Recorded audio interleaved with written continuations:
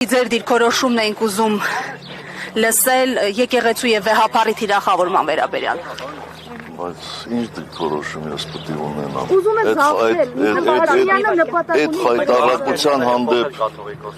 մի հարց տվեք։ ով է դիրիժորը։ Չէ, դուք խոսեք պարոն նախագահ։ Այդ հայտարարության հանդեպ ես ինչ դիրքորոշում պետք է ունենամ։ Չի որ անընդունելի է, ընդհանրապես անընդունելի է այդ թեմայով որևէ խոսակցություն։ Այս խոսակցությունը ենթադրվող գործողությունների ինչ հետևանքների կբերեն եւ հաշվի առնելով, որ Փաշինյանը այսպես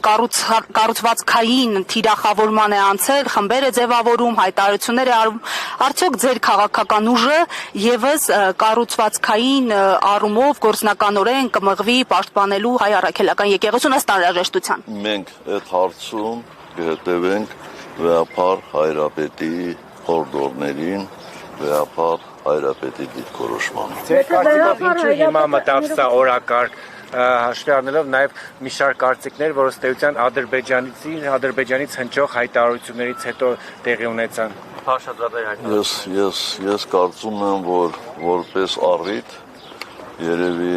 Շվեյցարիայում վեհապար հայրապետի ելույթներ, այդ միջոցառումներ, բայց ամբողջովին տեղավորվում է իր այսպես հնարած նոր Հայաստանի կոնցեպտի մեջ։ Այսինքն հայոց պատմությունը փոխելով Հայաստանի պատմության, հայ առաքելական եկեղեցուն վարկաբեկելով, դա նույն շղթայի տարբեր օղակներ են։ Եվ այստեղ զարմանալու բան չկա։